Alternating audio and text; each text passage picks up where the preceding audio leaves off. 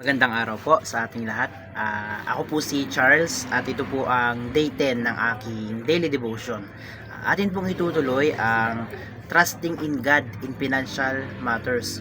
So sa araw na ito, ating tatalakayin ang Proverbs chapter 3 verses 9 to 10.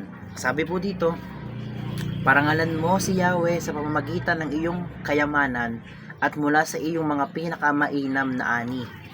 Siya ay iyo ring handugan, sa gayon kamalig mo ay lagi nang aapaw. Sisidlan ng inumin ay hindi na matutuyuan. So, ano nga bang sinasabi dito sa verse na ito? Sinasabi rito na parangalan natin si Lord ng ating mga kayamanan at mula daw sa pinakang mainam na ani. So, yung first fruit.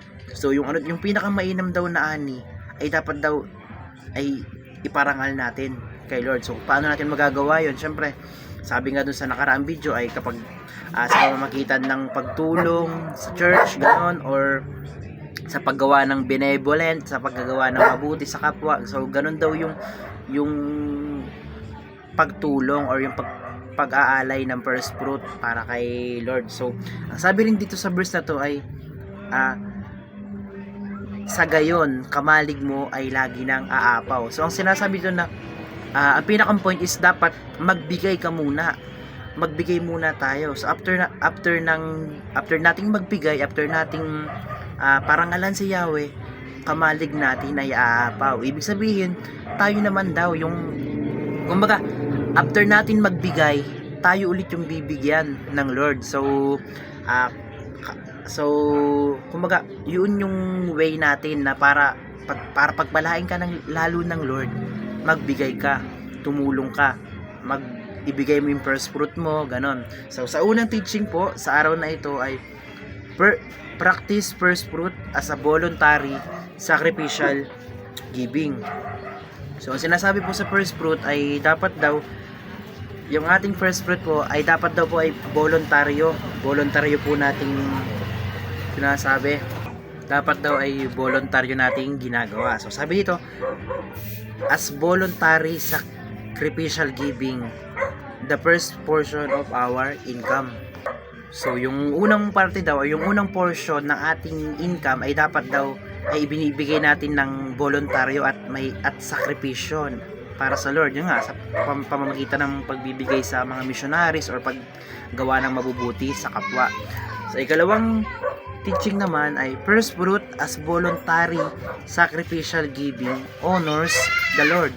So yung first fruit daw or yung pagsasagawa ng first fruit ay isa daw gawain na upang parangalan ang Diyos. So ibig sabihin, magbigay tayo na ang rason natin ay gusto natin parangalan ang Lord.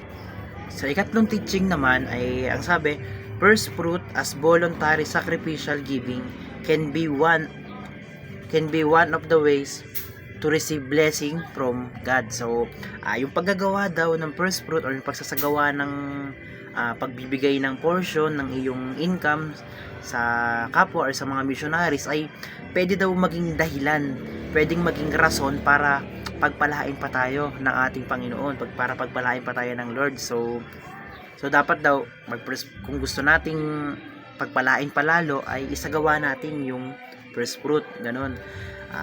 Sa unang application naman, number 1 ay practice sacrificial giving as a way of thanking and honoring the Lord. So tulad nga ng sabi ko kanina, i-apply na natin na dahil gusto natin magpasalamat sa Lord at dahil gusto natin i-honor ang ating Lord, dapat daw ay paggawin natin yung first fruit, ganon. So ginagawa natin yun hindi dahil required, hindi dahil trip lang, ginagawa natin yun dahil dahil yun yung paraan natin para i-honor ang Lord natin.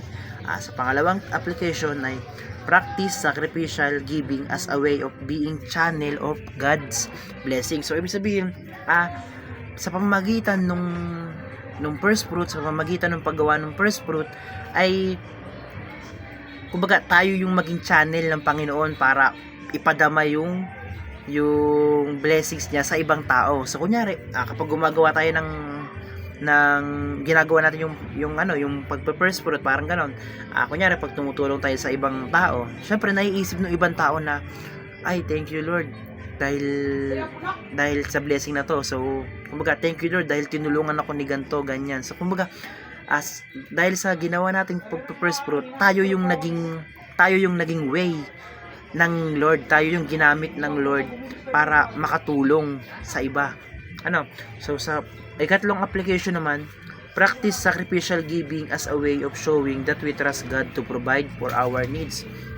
So tayo daw, nagpe-first fruit tayo dahil alam natin na patuloy na magpro-provide ang Panginoon para sa atin. So nagbibigay tayo ng mga, sabihin natin, pera natin or mga ari-arian natin kasi alam natin na hindi tayo papabayaan ng Lord na magbigay tayo ng ganito.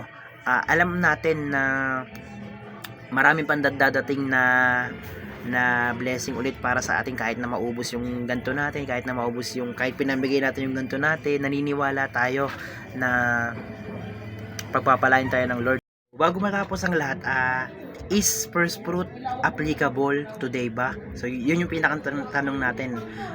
Oo, applicable pa rin sa lahat ng panahon yung pagpe-first fruit kasi wala namang pinipiling oras or wala pinipiling sitwasyon para papurihan mo or i-honor mo ang Lord natin, kasi nga sabi, pagsasagawa daw ng first fruit ay isang way din para i-honor ang ating Lord, no? So pero sabi din ni Pastor Russell ay ang first fruit daw or pagsasagawa ng first fruit ay hindi daw required para sa mga Kristiyano. So hindi daw nire-required, pero still applicable pa rin naman daw yung pagbibigay ng first fruit, dahil nga sabi ko ulit, walang pinipiling lugar or walang pinipiling oras. Kung kailan mo gusto i-honor ang Panginoon, i-honor mo. So kung yung first fruit or yung pagsasagawa ng first fruit ang way mo para i-honor yung Lord, gawin mo lang, yun lang. Hindi siya required, pero still applicable pa rin sa araw na ito, sa panahong ito. So yun lamang po, at ito po ang katapusan ng aking daily devotion sa araw na ito. Maraming salamat po, and glory to God.